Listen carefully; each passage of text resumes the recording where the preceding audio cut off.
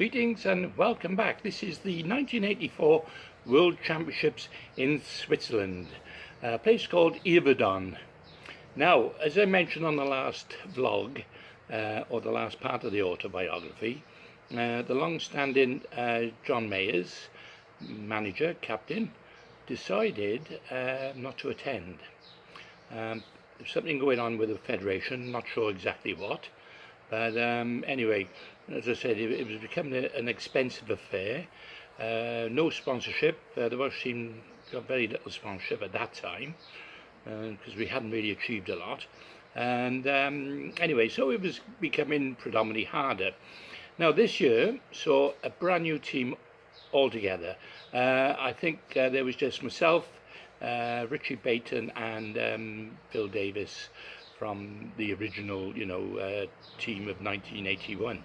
And anyway, this particular World Championships, it was extraordinary in a way that John Mayers, wasn't there. So I believe the new Welsh Federation decided to select a new guy, and that was a chap named Alan Solomon. Now I think he was from Caerphilly, from the South Wales, and anyway he was the one to basically take this team to this venue, which really suited us. It was a river running through fast, just like, as I said, the River Usk, like the Welsh Raven in the faster parts, and we thought, we might have a chance. Anyway, the Welsh team, the new Welsh team, consisted of John Phillips, which I mentioned before, when we were in Ireland, and he left his reels and persuaded me to do the same. That was a new lesson we learned. There was a new chap from Pontypool, Nicky Isles. As I said, there was myself, Richard Bainton, a new chap named Neil Dibble. Now Neil was an up-and-coming star at the time. He was winning a few local matches, and he represented the Welsh lads in the hooked final as well. He was a great friend, or he befriended Ivan Marks, which was good. Anyway, there was also Phil Davis and Clive Roberts. Now, Clive Roberts had come in last year from Holland. So anyway, but my old friend Clive, I was glad to see him with a chance anyway. So, the Welsh team, we ended up arriving, I think, a few days earlier. The problem is, of course, we couldn't get on the practice stretch. We could just fish it just off, but it gave us a good idea, because the venue, as I said, it was very fast flowing. It held dace, chub, ide and trout. Now trout actually counted in World Championships at that time, and I think they still do, but fishing the stick float and the Avon float, it worked extremely well.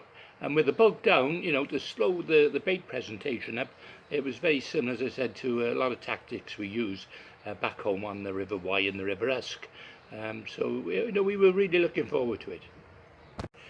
Now, using our tried and tested methods from back home in practice, we all caught well, and it seemed though chub were the dominant species, and so we came up with a plan. We thought a clever plan. We thought introducing wasp grub into our ground bait, this could be the ace up our sleeves. Now, knowing that we had a good supply of wasp grub back home, we quickly made a call back home, and one of the reserves who came along to help on the day brought the wasp grub back, and ample for all the team to use. And anyway, as I said, we thought it could be our secret weapon. Obviously, what we had to do with the wasp grub is making sure that we boiled it and as I said, mixed it with a stiff mix. So anyway, that was our plan, and I'll tell you what happens now in a minute. Now, Alan Solomon's the new manager. His selection for the first day was going to be important. you know, because obviously we needed the strong team, and as I said, in those days, the team event was on the first day and the individuals on the second day. So now I was fortunate to get a place, as Alan decided to take extra anglers with him instead of the normal 6. This time he took 7, and of course it was going to make it very disappointed for one angler on the day. You know, the cost of World Championships was about £1,000 per man, and in those days, you know, it was a lot of money, as I mentioned before. And you know, for most people, you know, I was lucky enough that I had my own business going, and you know, I could probably afford it. But nevertheless, I was selected for the first day event, and as usual, the rain came and the fishing became much harder on the day.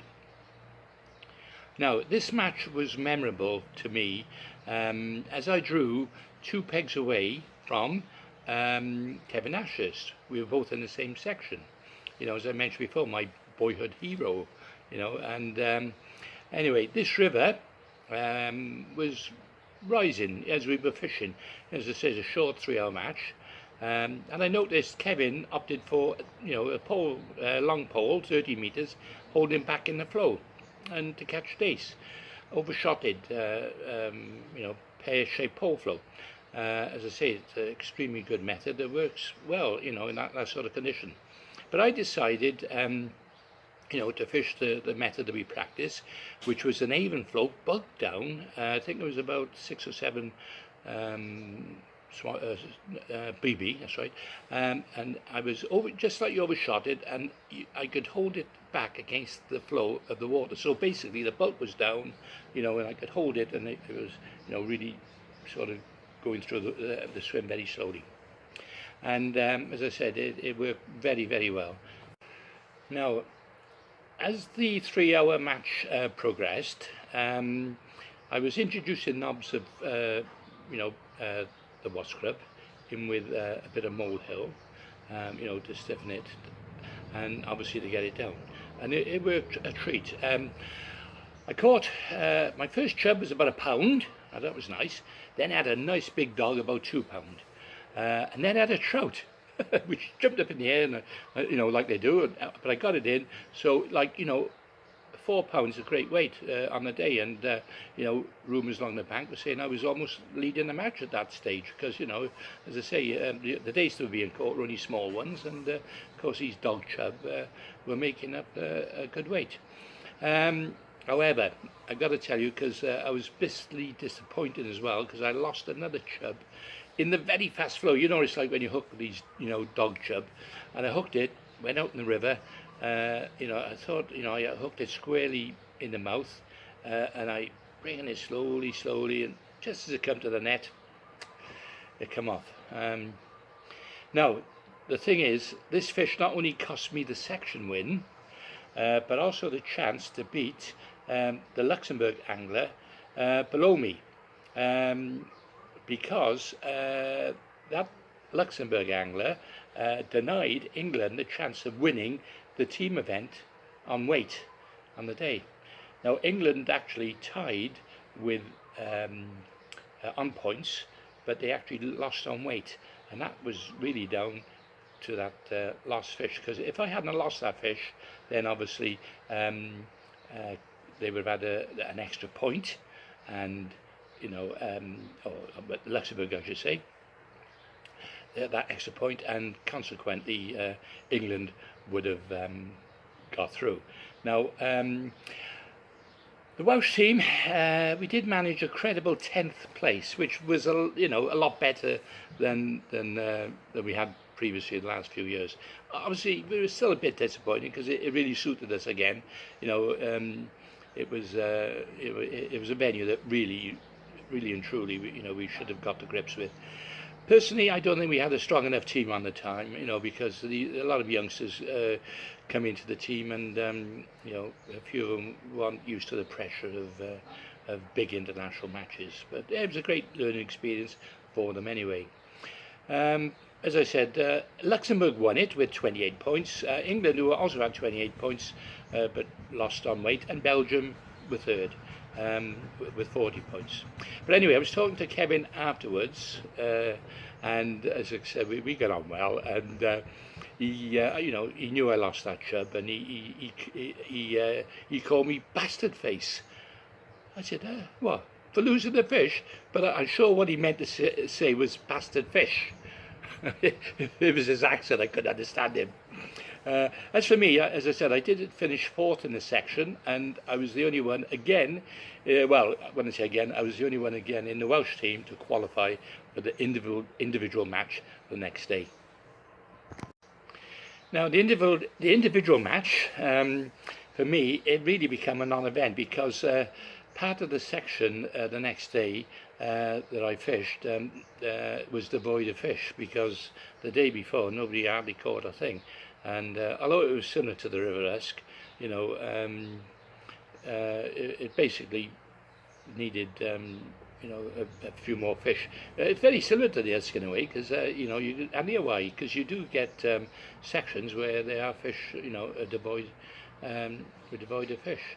But one good news, I suppose, on the bright side, was that Irish angler Bobby Smithers of Ireland, he actually won it. And individually, and then Rory Stevens of Scotland was second. So just proving that the venue suited British methods.